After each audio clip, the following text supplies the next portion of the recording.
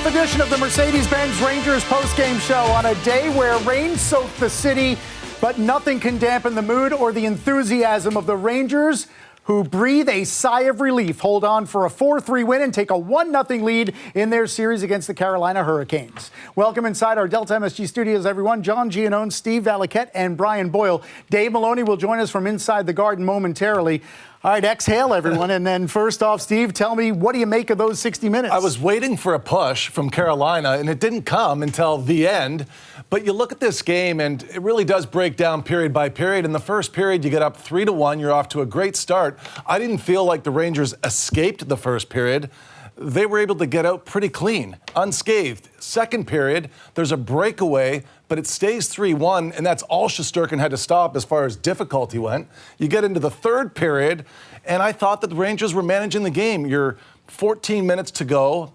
There was 14 shots on net. It wasn't like anything was happening with Carolina until the very end. A couple of missed assignments, one by Foxy on the breakaway from Nietzsche's, and then a missed assignment on the third goal as well in the back door. But it wasn't it? Did it feel like that? It was under control until it wasn't. Yeah, most of the game from the start anyway, and through the end of the second period for sure, it looked like the Rangers were a very prepared team. They were prepared for the emotion of the game. They were prepared for the details of the game. We saw it in special teams. We saw it in how they answered. Yeah. They score a goal early, and Carolina comes right back and scored. The emotion of the game, they were in check the whole way. You got contributions from up and down the lineup. And when Carolina does make a push, they might be able to poke some holes into what the Rangers were doing. That's not ideal for the Rangers, but then they can go back and say, where did we go wrong here? We didn't get hurt from it. We won game one. It's a good situation for them to be in, but I thought really, really well executed after a long time off. Executed game plan. Yeah, there's so much to digest and dissect from this first game of what is going to be a scintillating series. We talked a lot with the Rangers in the Capitals series about how the Rangers just never played from behind. It was 3 minutes and 21 seconds out of the 240 they played in those 4 games. Well, it took the Rangers all of 2 minutes and 46 seconds to make sure that didn't happen again, Brian, and it was Mika Zibanejad right off the bat.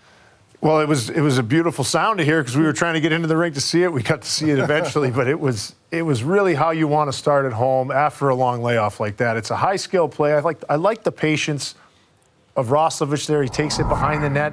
I think this is where you can get burned if you play with speed. If you're Carolina and you're man-on-man, you can get burned in situations like these. They had a missed assignment with Teravainen kind of blowing through the slot, and Mika's right there to finish.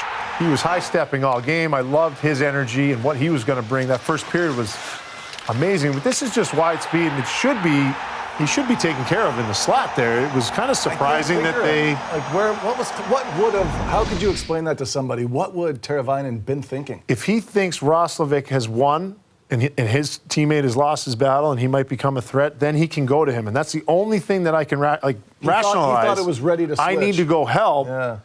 But still, Roslovic is not a danger from where he's coming from behind the goal line or even at that bad angle. Like the threat was there. The middle of the ice is the threat. So that was a bizarre miss from them. Nice finish. Yeah, very nice finish. Sure was. So for Mika Zibanejad, his second goal of the postseason, he had one against the Capitals. That gave the Rangers a lead that lasted all of 62 seconds. And then really the first emerging storyline of the series, what was going to happen on special teams, because these were 2 of the 3 best power plays in the league. Well, it took the Rangers no time to exert themselves on 2 rapid-fire goals after their power plays started, Steve. One was 8 seconds, one was 14 seconds. You know, the one thing that we saw really help the Rangers this year was not just winning face-offs, but making a play off a face-off. There were 5 consecutive passes on this power play goal, and this is the Ranger team we saw during the regular season that had 6 power play goals that were immediately off of face-offs.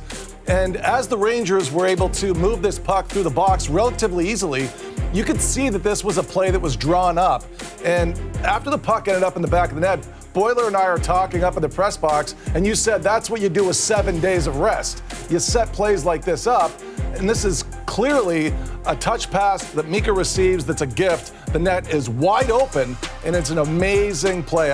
I mean, Boiler, any thoughts on that? I mean, that's the way I saw it, drawn up and executed. It starts from Panarin going a little higher. He can't be checked that high. They want to draw that defenseman out. They did it on the first one. They draw the defenseman out. Brent Burns is He's 5 feet from the blue line. Yeah. You want him closer to your net. This is what Carolina's always done, so they're taking it a step further, and they're prepared for the pressure.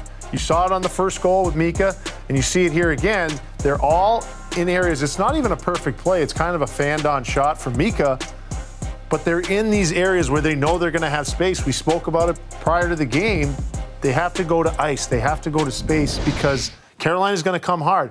Why not make them go 5 or 10 feet farther? We're going to have an extra second with the puck. We'll eventually outnumber them in a dangerous area because they're not concerned with leaving the front of their net as defensemen. So they use their, I guess, strength or aggressiveness against them in that situation, as the Rangers did. This is funny to me because I'm pre-scouting Anderson. I'm pre-scouting the Carolina Hurricanes.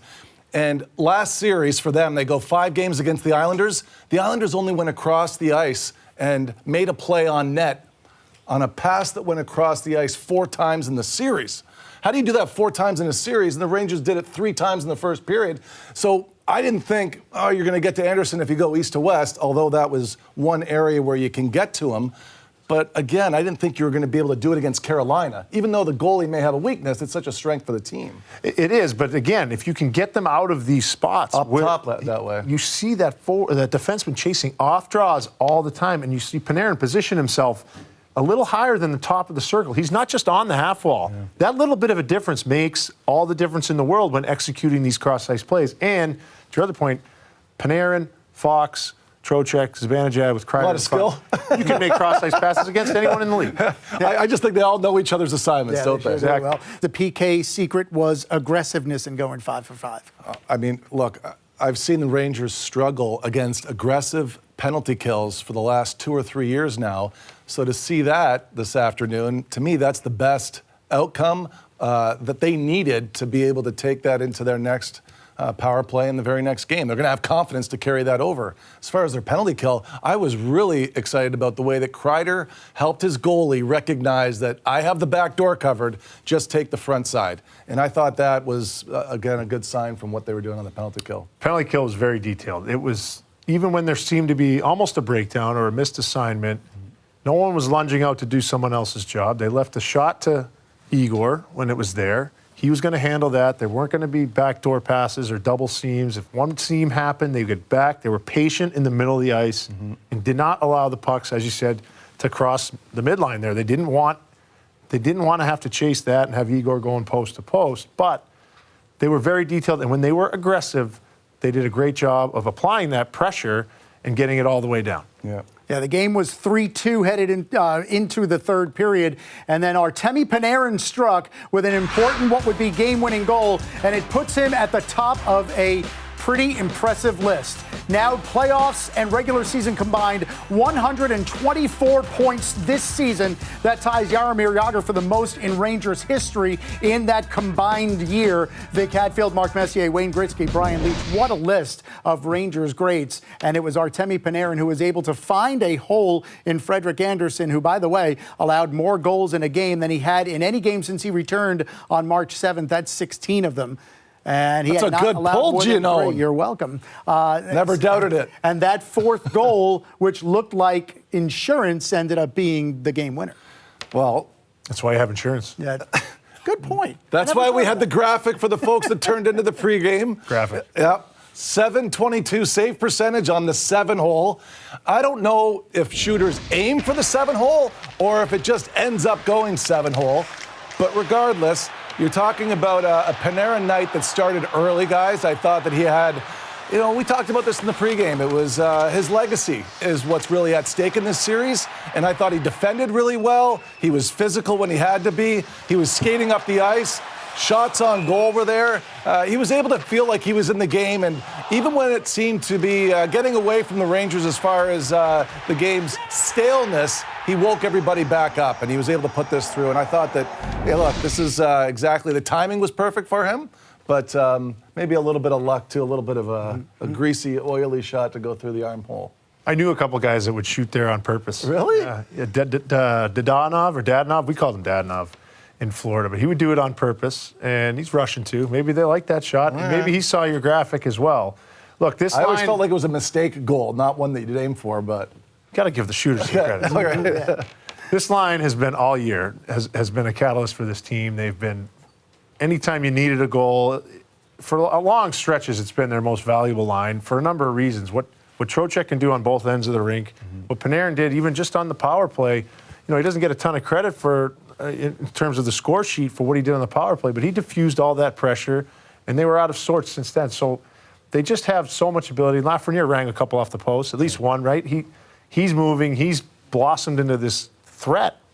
I think this line needs to continue to understand their responsibility. Both ends of the rink, they need to turn the game, tangible reasons, goals, stats, and then prevent things like they have been doing. And they were part of this 4-3 Rangers win in Game 1.